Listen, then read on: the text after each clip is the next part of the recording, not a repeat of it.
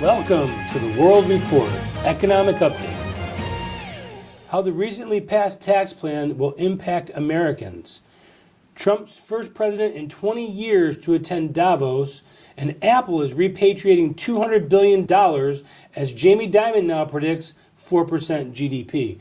Maury, it's interesting how some of these so-called experts, Paul Krugman at the New York Times and Mark Cuban. You call them an expert? Well, they all come off as being these financial gurus and experts. Self-styled experts. All predicted stock market and economic disaster if Donald Trump was elected president. None of that has come true. Even Jamie Dimon was predicting a dire aspect for the economy. Now he says we could see 4% GDP growth. It's got a lot to do with the tax situation we just passed. Well, first of all, when you think about the fact that we had the highest tax for our manufacturers in the whole world, 35%. Now we're down to 21%. That's the biggest thing of all the things in the tax structure. It's making America a producer again. A lot of people don't realize that the greatness of America was not consumption, but was ability to produce. How do you think we rebuilt the world after the Second World War? We rebuilt the whole world. Europe was a mess. We spent our money in order to bring Europe back into life. And what have they done? They've hit us over the head with their negativity. We get no credit for it. We've been probably the most wonderful country in the world when it comes to helping other people. How do you feel like do you know about the tax bill? Have you studied it yet? As much as you can. There are a lot of the things that I'm interested in. So it's going to be good for corporate, but is it going to be good for the individual? I mean, you could parse that and say that if corporations are hiring more, it's better for the average American. But is it better for the average American's bottom line tax-wise? It depends on how you look at it. If you're saying is it better for the guy who's going to buy gasoline for his car, or whether he's going to go and on a trip or something, it may be not quite as good. The buyer, the guy that was getting the benefit of cheap goods, is not going to do as well under this tax structure as he did under the other tax structure. Because when you force companies to produce right here in the United States of America, it's going to be more costly, because doing it here in the United States, by the nature of our people, unions, prevailing unions, and also what people are expecting to get for minimum wage. Exactly. So what you're doing, your question is a good question, but the answer is no. People that have gotten something for nothing are going to get hurt on this situation. And relatively, I don't know how to quantify rich or wealthy, but if you're making over $250,000 in California, New York, Illinois, New Jersey, you're probably not going to see the benefits of this tax structure. Am I right? Well, no, as a matter of fact, California, Illinois, New York are going to hate this, because they're not going to be able to write off their state taxes. Income tax. Absolutely. They're already grumbling about it, and they're already complaining it's a political tool to pay them back for not electing Hillary. Do you think that that's legitimate? Of course not. No, do you think that the Trump administration is sticking it to those states that have high taxes because their residents don't normally see it because they can write it off? I think part of it. And now they're going to see it. I think part of it is revenge, there's no question about it, or disdain.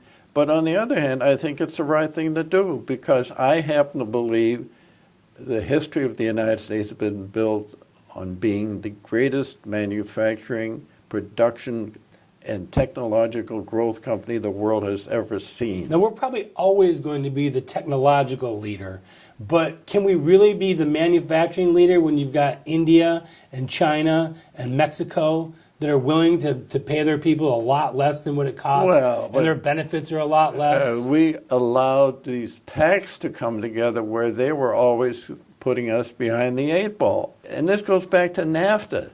I can make a case that NAFTA is anti-USA. It helped Mexico to a little extent. It helped Canada, but it didn't help the United States very much. I would say all the imports and exports, we have always come out on the short end by saying, well, you know, we're America, we're rich, we should be nice to these other countries that are poor. And when, if you recall, when Trump first started, he was quoting China's disparity with the United States as far as the deals were concerned, like $400 billion. He was right. Trade deficits. Yeah. You know, the lies that the other countries say, oh, yeah, we're going to go along with the something like the EPA, and we're going to be the Paris Accord. Have you ever been to China when the smoke clears just a little bit so you can see somebody 1 foot away? We've been made suckers. I would say we've been willingly been suckers, or at least our leadership has been. Not only have we been suckers, but we deliberately have not utilized what this great country is in the way of our geography, raw materials, the fact we can develop oil production, oil utilization. Natural gas. Natural gas. I mean, these things have all happened because part of it... Did you find it funny that, or maybe it's dangerous, that Nancy Pelosi said recently she's totally against fossil fuels, but we should be investing more in natural gas? Well, and she shows her stupidity. Correct. There are three types of fossil fuel, major ones: coal, oil, and natural gas. And you need all of them. Just like the people in the Northeast are finding out right now. Solar's not helping them with these blizzards and weather patterns right now. Well, these games that have been played about, what I call it this climatological purity, that's the biggest bunch of BS that has ever been foisted onto this country. And I blame President Obama deliberately taking $1 trillion from the Senate, $1 trillion, which should have gone into infrastructure development, and he used it to develop these solar panel arrangements, solar panel production, wind farms. Yeah, exactly. And it turns out the Chinese got the benefit of it because they were able to produce them much more cheaply, and the ones that the government supported here in this country went out of business. All went bankrupt. And it just happened to be tightly connected crony capitalism at the top. Wouldn't you surprised by that? Absolutely. I'm sure the people that, like Al Gore, for instance, or John Kerry, they came out very well on this deal. Remember cap and trade? God forbid that. Do you know what that was all about? Oh, absolutely. That, well, if you show that you can use less CO2 than the other guy, there's a middleman there to manipulate it and tell you who's good. And you can buy your way out of it. You can buy your way out of it, and you can the middleman was, I think it was, the original one was Al Gore. They would have made an absolute fantastic fortune out of it.